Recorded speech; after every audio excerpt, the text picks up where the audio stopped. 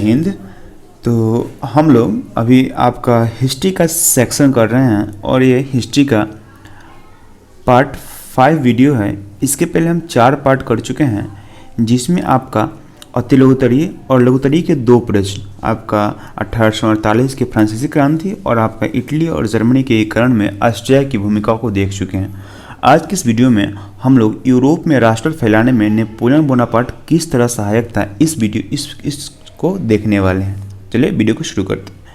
तो सबसे पहले थोड़ा सा नेपोलियन के बारे में जान लेते हैं। देखिए नेपोलियन क्या था, तो नेपोलियन आपका 1799 ईस्वी में, कब 1799 ईस्वी में फ्रांस में आपका आता है और फ्रांस में क्या करता है, डायरेक्टरी के शासन को ख़त्म कर देता है। किसको, तो याद रखिएगा, डायरेक्टरी के शासन को क्या करता है, तो ख़त्म कर देता है। कौन, आपका नेपोलियन। उसका अब सोचिए आप कि जो फ्रांस 1789 की इतनी बड़ी क्रांति करता है, जिसके बाद वहाँ से राजा के पद को हटा देता है, फिर भी क्या होता है, 1799 ईस्वी में आपका नेपोलियन पुनः आपका फ्रांस में आता है और फ्रांस में 1804 ईस्वी में वहाँ का सम्राट बन बैठता है। कब, तो 1804 में कहाँ का, तो फ्रांस का क्या, तो सम्राट बन बैठता है नेपोलियन। फिर से फ्रांस उसी मोड़ पर चला जाता है जिस मोड़ से वह क्या होता है, तो आज़ाद हुआ रहता है। ठीक है, तो आइए इस क्वेश्चन को आगे बढ़ाते हैं और देखते हैं। तो यूरोप में राष्ट्रवाद फैलाने में नेपोलियन बोनापार्ट किसका सहायक था। इस क्वेश्चन को आपको इस तरह भी पूछ सकता है कि यूरोप में राष्ट्रवाद फैलाने में नेपोलियन बोनापार्ट कौन कौन से काम किए, कौन कौन से योगदान थी, इस टाइप में क्वेश्चन को पूछ सकता है। ठीक है, तो देखिए नेपोलियन बोनापार्ट ने राष्ट्रवाद के विकास में एक बहुत ही बड़ा महत्वपूर्ण योगदान दिया।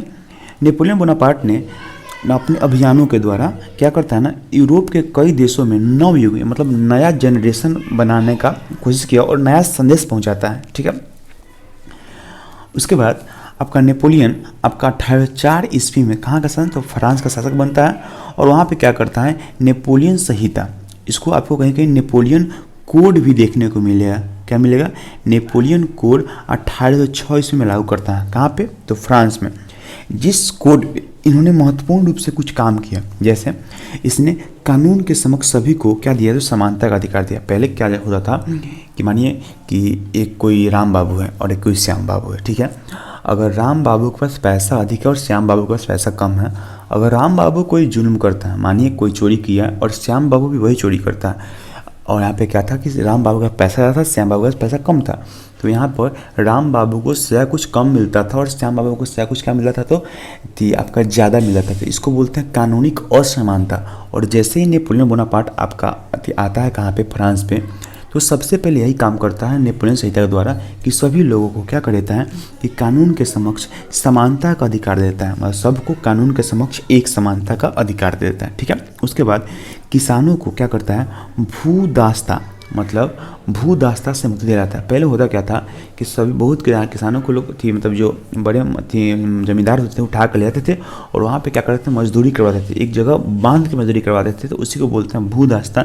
तो भूदास्ता से क्या करते हैं, किसान को मुक्ति दिलाता है। और इसके साथ साथ प्रशासनिक पदों पर नियुक्ति के लिए योग्यता का आधार बनाता है। मतलब क्या हुआ कि जिस प्रकार आज हम लोग किसी भी जॉब को पाने के लिए कंपटीशन के एग्जाम देते हैं ना, ठीक है, तो उस समय भी यदि किसी को कोई प्रशासनिक काम करना है, प्रशासनिक पद पर काम करना है, तो उसको उसके लिए योग्य होना चाहिए, उसके बाद ही क्या होना चाहिए, उस पद पर वो नियुक्त होता था।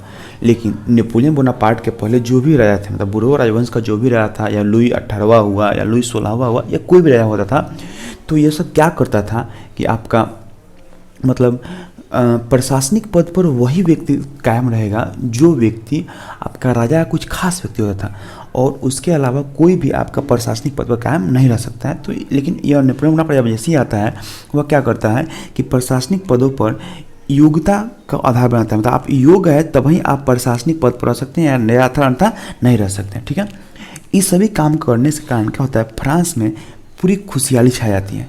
ठीक, जिसको मतलब आप बताइए, आप ही सोचिए कि अगर किसी पड़ोसी को नौकरी हो गया तो दूसरा पड़ोसी देखकर जलता है और उसका भी घर का बच्चा क्या करता है, नौकरी के लिए प्रयास करता है।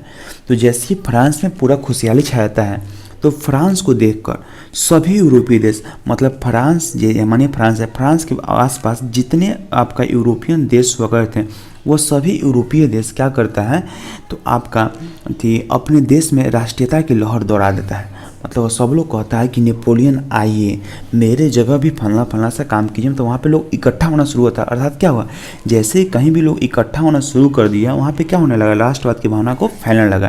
तो यही कारण है कि राष्ट्रीयता की लहर दौड़ उठती है और नेपोलियन राष्ट्रवाद के विकास में अपना क्या देता है, तो महत्वपूर्ण योगदान देता है। ठीक है, आप इसमें थोड़ा सा और कुछ ऐड कर सकते हैं। जैसे देखिए यहाँ पे इटली, ठीक है, जो इटली रहता है, तो इटली में थी आपका नेपोलियन द्वारा महत्वपूर्ण दो संस्था का स्थापना किया जाता है। एक आपका ट्रांसपेरेंट गणराज्य और एक आपका सिसलेपाइन गणराज्य। याद रखिएगा कि इटली में दो गो, एक आपका ट्रांसपेरेंट गणराज्य और एक आपका सिसलेपाइन गणराज्य की स्थापना करता है कौन, नेपोलियन। इसके अलावा जर्मनी में, कहाँ पे तो हुआ, जर्मनी में आपका 39 राज्यों को मिलाकर, कितने, तो 39 राज्यों को मिलाकर आपका जर्मन राइज संघ की स्थापना करता है कौन, नेपोलियन। तो इन देशों में भी क्या करता है, नेपोलियन राष्ट्रवाद की भावना को फैलाने के लिए काफ़ी महत्वपूर्ण योगदान निभाता है। तो उम्मीद करता हूँ कि वीडियो आपको अच्छा लगा होगा। मिलते हैं अगले वीडियो में, तब तक के लिए जय हिंद।